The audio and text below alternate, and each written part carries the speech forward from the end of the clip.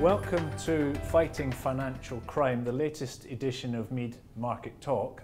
My name is Richard Thompson. I'm the editorial director of MEED.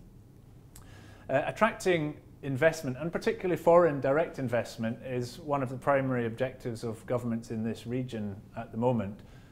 But a key aspect of attracting investment is giving investors confidence about the regulatory frameworks and the transparency of the markets in this region. And so as a result of that, there is a huge focus in the Gulf at the moment on tackling financial crime.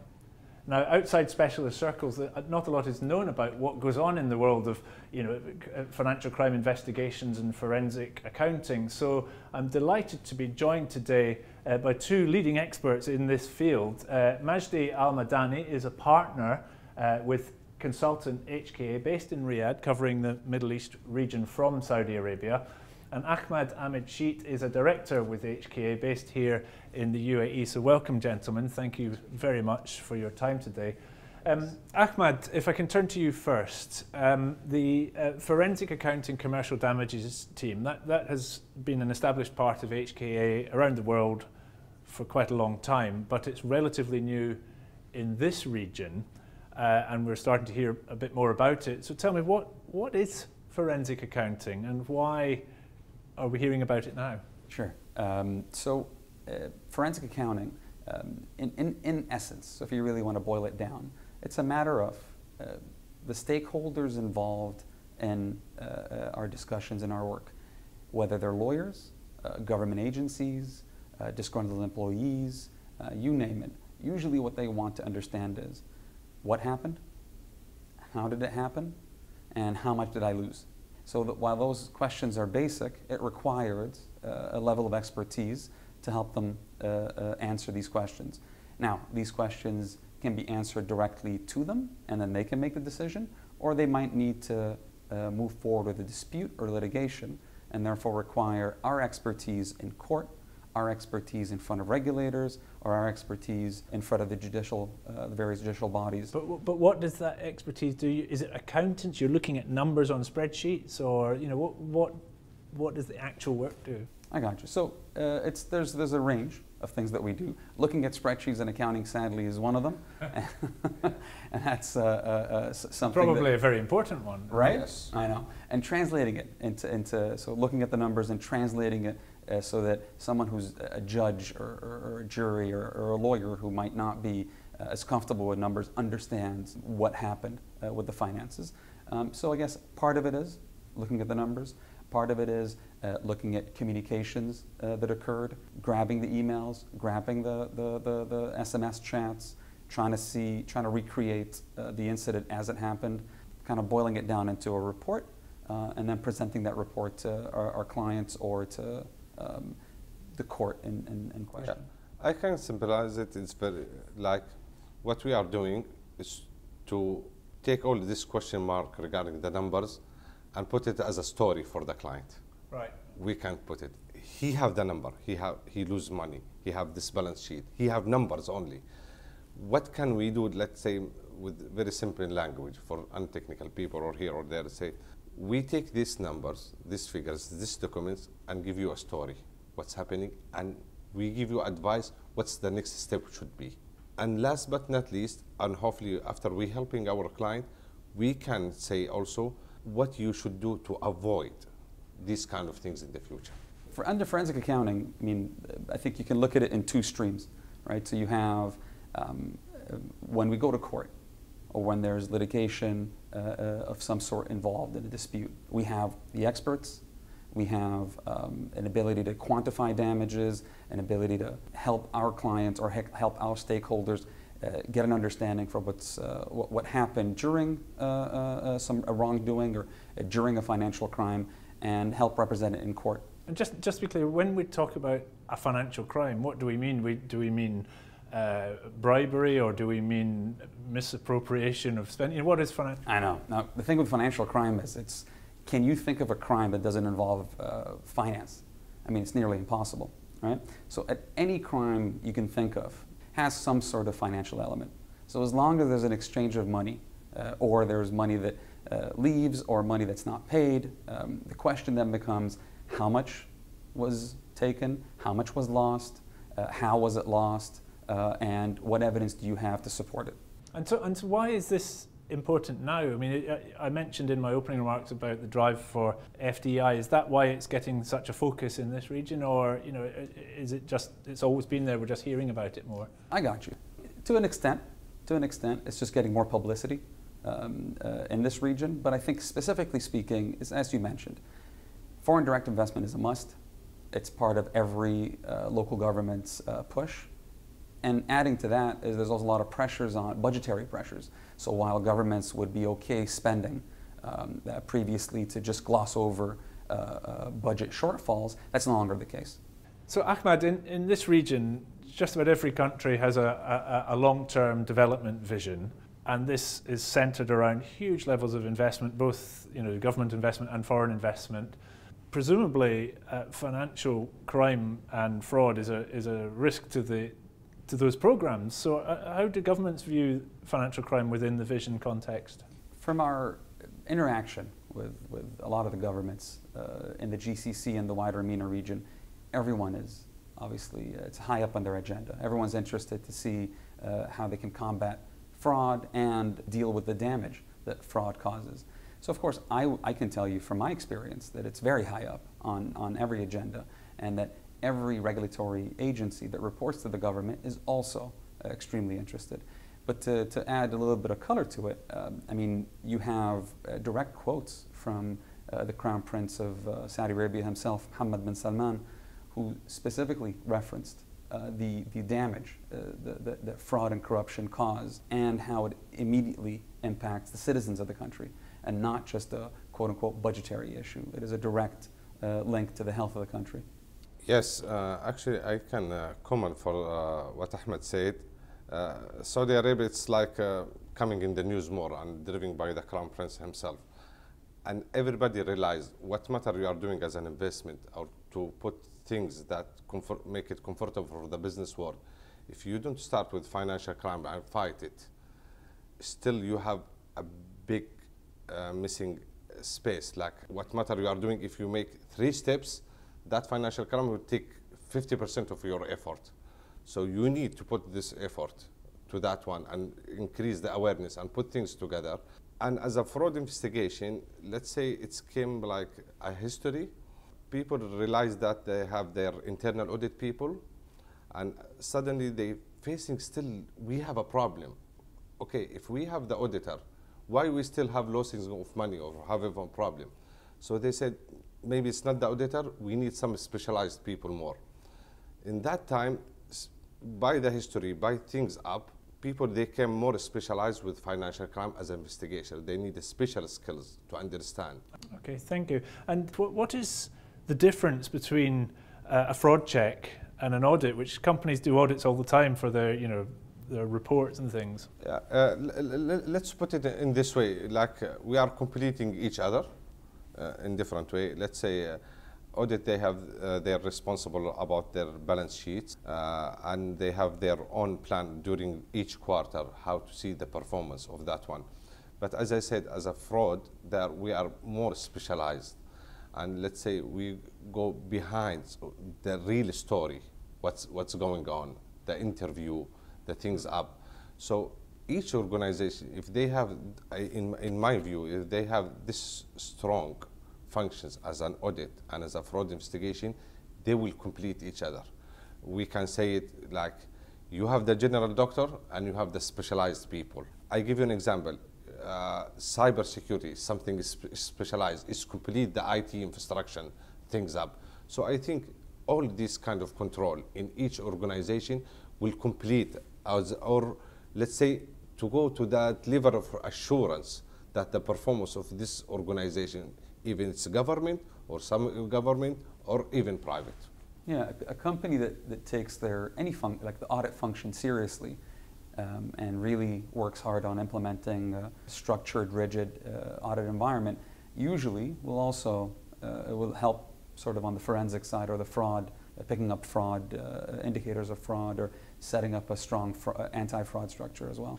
And so, Ahmad, when should companies be concerned about fraud, and when should they call in a forensic accountancy team? I mean, do we wait until something's happened? I mean, sadly speaking, Richard, statistics are statistics. Usually we get called in after the fact. And while we help and while we will do our best to make sure that we can remediate the situation, we hope that clients understand that proactively speaking, so before the problem occurs or the crime gets committed, there is a lot of things that we can do, a lot of things that our clients can do internally to help detect areas of their business that could be susceptible to fraud. So while we do a lot of reactive work, companies are now, we're seeing in this region and globally in general, they're very much aware that proactive work, proactive reviews, fraud health checks are just as important to their business. Yeah, and actually I can say one thing to add. As we said, regarding fraud, time is valuable. And while we are saying about more proactive things up, as Ahmed said in the beginning, we cannot stop fraud. We start to make it more difficult to act. That's all. Since you have more proactive, or let's say you are putting a lot of lines as defense, you make it difficult. And even if something will happen, to discover it, it will be saving your time and understand what you are doing. What's the next step, as Ahmed say, I should do immediately. And that save a lot of things. Saving the data, putting things together, and efficiency help the client more and more. So is your view that any significant organization should be doing a regular financial overview or forensic accounting overview? Exactly, and it's come as a service and come as an engagement. Like I give you an example, the huge companies, give you an example, oil and gas, they are huge. They have something, it's called fraud audit. So it's kind of proactive, it's not like a reactive. So they said you need to have like the compliance, you need the training, you need fraud policy and procedures. It's came. Like let's say I've been aware about this one, pushing more the last 10 years. Each big organization, they should have something, it's called fraud policy procedures. They need to follow. Especially the people, and Ahmed, as he said, most of the big companies, they have overseas business and they have joint venture. Related to, let's say, to Basel, you know, everybody is protecting the capital for any business. Recently, the updated for Basel, it's called reputation risk, which is very important, and we protect this kind of things to help organizations. Now, historically, in this part of the world, where you have a lot of international companies bidding for government contracts, there's been a sort of a culture or a tradition of having a local partner or an agent on the ground, and the agent facilitates, you know, bidding for contracts. To me, it seems like there's a grey area there where, you know, is that legitimate? Is that fraud? Is there bribery? I mean, is that what we're talking about? How people win contracts? So historically speaking, I think there's sort of everyone considers it the cost of doing business, i.e., there is a general misconception that sort of you got to pay to play, right? So you got to have to find someone locally or find a fixer who can get you into a contract to make you win a contract, and somehow that's the only way to do so. And that we're all doing it, so it's fine. And I think what we're quickly learning is that has a very, very steep cost. Whether that is known, so whether the company knowingly got themselves involved with an individual who got them into a government contract or to bid, or equally as bad, is whether it's just negligence. So whether they didn't check or they didn't ask the right questions or do the right background checks. So in both cases, if they're worried about someone in this region and they need to carry out background checks on, we can assist with that, right? And at the same time, if they are in an active relationship and they want to make sure that there's nothing, everything is above table, we can also go in and do checks of sort. How much is being lost to financial crime and fraud? I mean, is it possible to quantify that? Obviously, not possible, but I think there's a lot of, we're a very heavily polled industry. So there's a lot of polling that goes out, a lot of people get asked that question. From our industry, we always say that the number is approximately 5%. So 5% of a company's revenue is usually lost. As Ahmed said, it's hard to bring a number as an accurate because nobody can give you like 70% or 73% all this, because still a lot of things need to be done. But let's assume it's based on our experience and based on our cases that we see and the amount of the money that we are dealing with. Let's say it's 5%. It's not only 5%. Okay, let's say you lose the 5%, but actually let's say, and put it as a number, I lost 5,000. Okay, what currency is it? When we start the investigation, actually you don't lose the 5,000, you're losing more because you hire us to come. You are paying legal fees, okay? And we go to the court. And based on my experience, we've been through all with helping our client front of the court and everything. Nobody will come and get what they lost exactly. They will so the 5% is just the starting point. Starting point. First of all, by my experience, and somebody will correct me, but nobody will get the amount that he claimed. I give you an example. If you go for insurance for car accident and you claim, okay, my car will prepare by 1,000. They will say, okay, but you did this one, you did that one, you will end up like 900, 920. So this is the cost. Actually, it's more than 5%. And as I said from the beginning, sometimes will not stop on the money.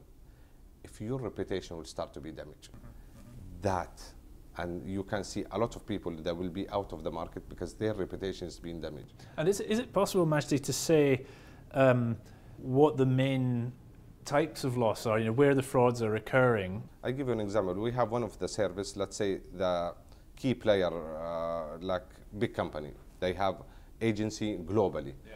They will call us and we have something which is called FCB review. The main point is they said, I have my agent in Dubai, I have my agent in the kingdom. Let's say, and I have my agent in, let's say in Russia, I have my agent in South America. And they said, can you go there and see my agent, what he's doing with my brand? Right. One of the main elements, they will say, check how he's winning the contract. So it's totally different. Sometimes we are receiving from a pharmaceutical, auto vehicle, brand, electric, pipe, oil and gas, and because they are aware about their reputation. And we go there, and one of the main things we'll ask, because we know the government contract is the huge one, how you are winning this contract. And Ahmad, he sees some example of that. So yes, I think building off what Majdi said, sadly, fraud impacts every industry. Right? So it really isn't a matter of which industry is more susceptible to fraud. It's really just a matter of what contributes the most to the GDP. So obviously, that's why oil and gas kicks in, and that's why construction kicks in. Tourism is also a big one. Pharmaceuticals, fast-moving products. You pretty much name it. Can you see it getting to a stage where the governments require companies to be doing a regular forensic accounting fraud check? Yeah, you're already seeing it, right? One of the things that Majdi mentioned was the idea that not only is it a matter of, oh look, when you discover an incident of fraud, the governments are interested to make sure that you have, to their satisfaction, resolved it. No, it could be as simple as them identifying that you don't have the right controls in place. So there could be no instances of fraud. They can just say, you don't have a strong compliance function. You don't have a strong oversight over your operations. And that alone, we're seeing that governments would look at that, and large corps that are tied into governments would look at that and say, we've disqualified you from bidding all the way over to blacklists. So Richard, you wouldn't believe it, but not even an instance of fraud. It's something as simple as not having your policies and procedures in order. All of a sudden, you're blacklisted from. And so that can stop you from winning big contracts if you haven't got the right. It happens more often than people think.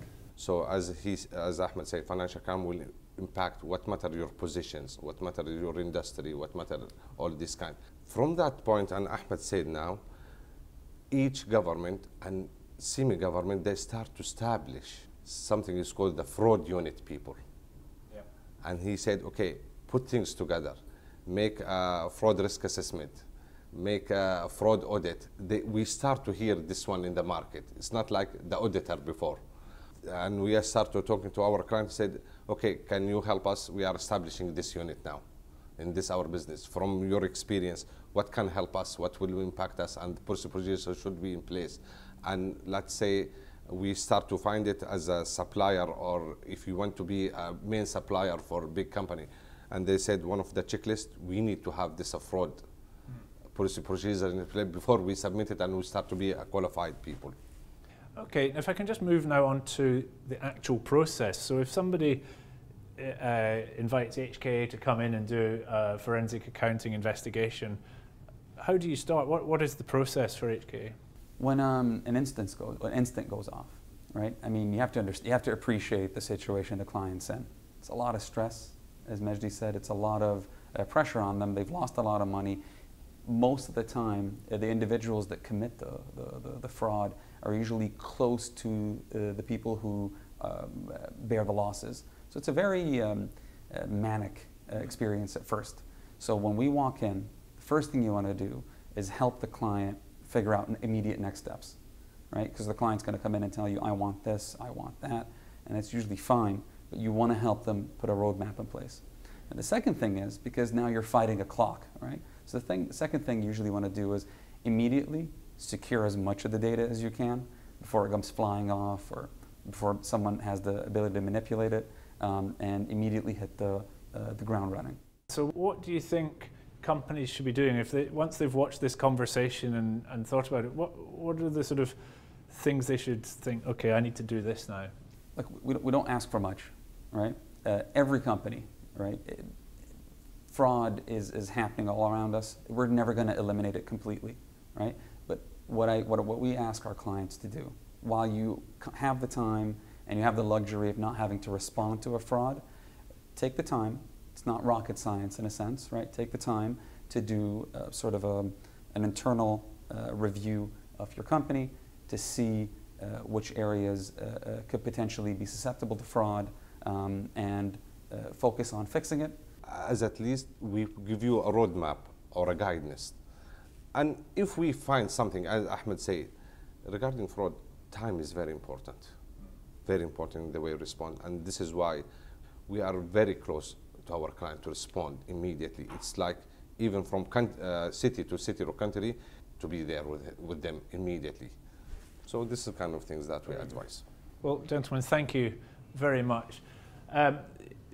I think this conversation has lifted the lid slightly on a very important issue for the region, and it's clear not only that a lot of money is currently being lost through financial crime, but also that governments are really trying to crack down on it as part of the drive to attract investment into the region. But also it's going to affect your brand, your reputation, as well as your bottom line. And so a very interesting area emerging, and I thank Ahmad and Majdi for their time and their insights today, and I look forward to continuing this conversation further down the line. Thank you very much for joining us.